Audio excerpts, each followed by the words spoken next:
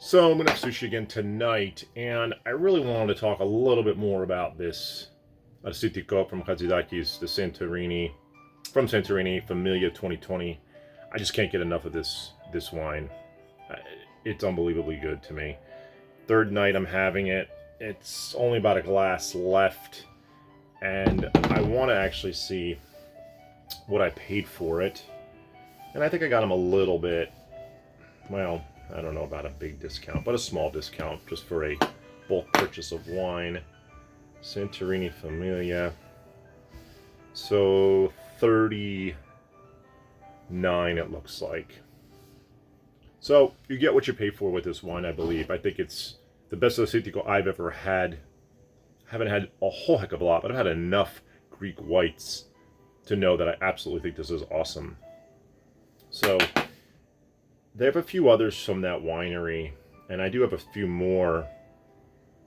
And some, I'll have to see if this store that specializes in Greek wines can get more of the other wines in their range. I think that would be sort of cool. Additionally, with my sushi, I'm going to open up the Be Divine honey wine, the Brut, the standard Brut. I remember having this, I think, when I first had one of these honey wines, and I thought it was pretty good. So I thought it tasted more white wine-ish than anything else. Only one of the four, I thought, in my mind, had a bit of a residual sugar. Now, this is bone dry, super acidic.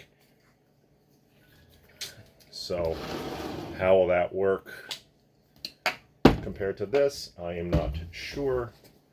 We shall see. That's not even high enough. So, here's what it is.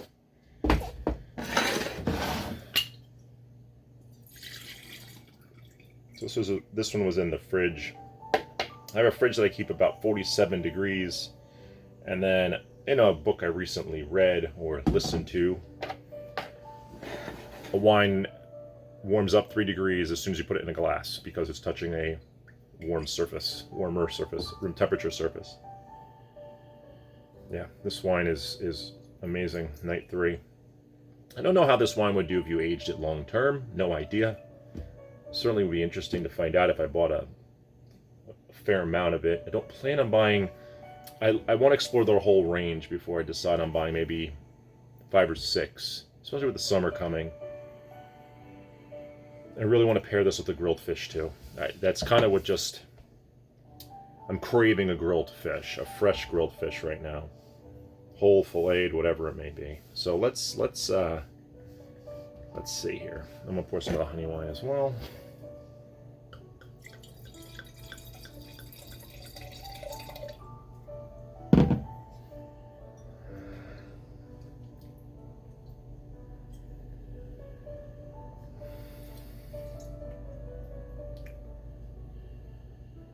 It has a different aroma for sure. I think this is what happened last time too. So it has a waxy aroma. This is something, there's another aroma in there that I can't really put my finger on, but ripe persimmon. Sort of a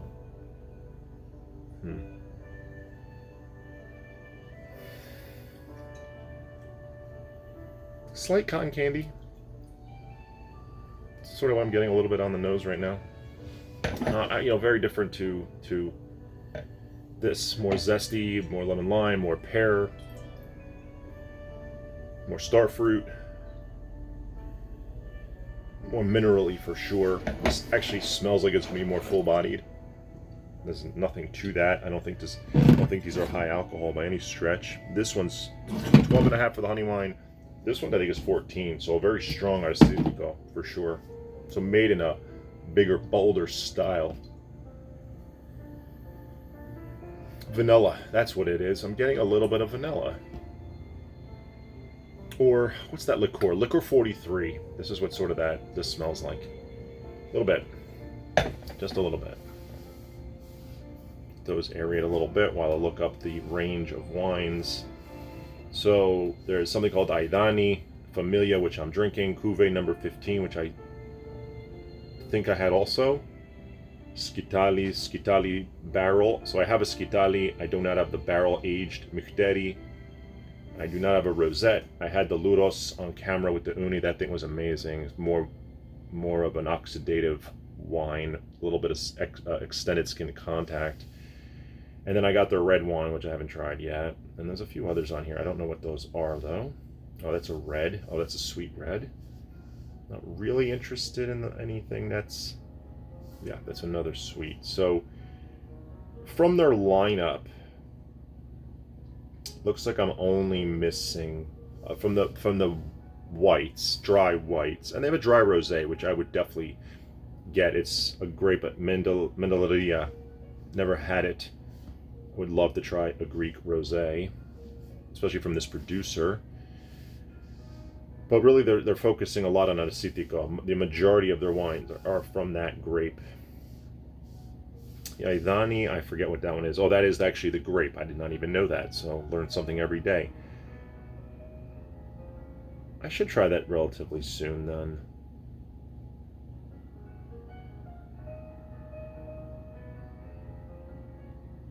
I'm not sure if that's going to be sort of an orange wine-ish style. Extended skin contact. I don't know. So, I think some just have a little bit more aging in stainless steel versus 10 months of aging in a bottle. So, the barrel one, I assume, is aged in barrel. Or... yeah, it's aged for with noble lees for 12 months, so on its lees for 12 months, then matured in a French oak barrel for an additional 12. Oh, it's a Magnum, bottled in only 200 Magnum bottles. So that could be why I can't find it, but who knows. Have this after.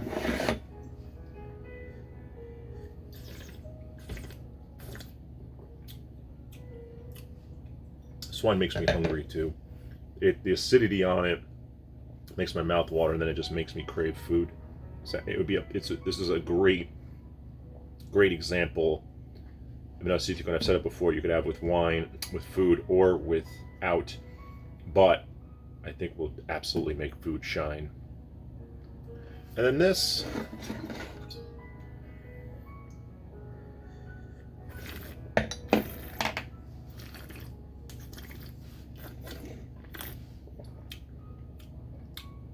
Dry.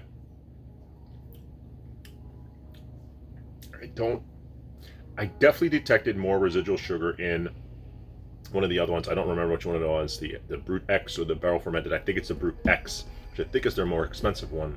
They also have a Brut Demi-Sec, which is sweet. I wasn't really interested in that. Well, honey dessert wine might not be the worst thing in the world to try one day, but I'm really interested in these dries are really interesting to me. So on the palate, it tastes more like a white wine, like a full-bodied white wine. It's definitely a fuller-bodied.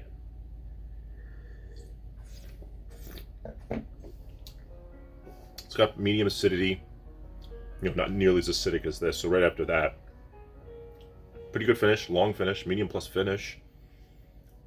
On the palate, it's a little different. I'm getting some baked ripe apples, like an apple pie, the filling of an apple pie, and a really overripe mushy pear, a little bit of beeswax, a waxy component, which I also get in Chenin Blanc. So that's not just something that's attributed to honey wine, but it is an attribute I get out of Chenin, and I get more of it out of Chenin Blanc, especially out of the Loire Valley, like Savennières and Vouvray and some other places, than I do out of this. This just has a little bit of that.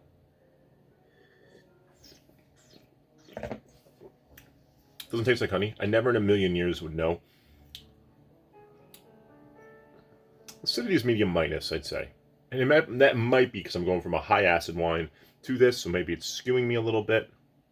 Either way, it's got good structure. It's got good depth. It's a very enjoyable wine. They're a little bit of money, but I feel like I'm helping the environment with this. And honey being an extremely natural product. So, guiltless. On this wine list, and I can be guiltless. This will pair well with sushi as well. This would pair well with a number of foods. Very similar, or I think would pair very well with anything that white wine goes with, although this could even pair with some other things as well. I think just because it's a little bit more full-bodied or more medium plus bodied on the palate. I mean, this is medium to medium plus bodied for Assyrtiko, and I think it's because, well, let's see what they do to it. You know, we're on the site. What do they do to Santorini Familia? Let's see. It's just aged for 5 months in stainless steel tanks, but however they're doing it, it just has more of a concentrated and the palate perceives it as being a little bit more bodied than a typical Assyrtiko.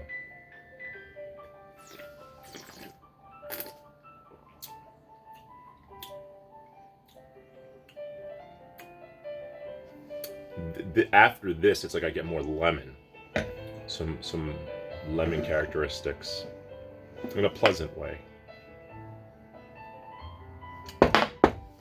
That's it. I'm gonna go have my sushi. Have a good night.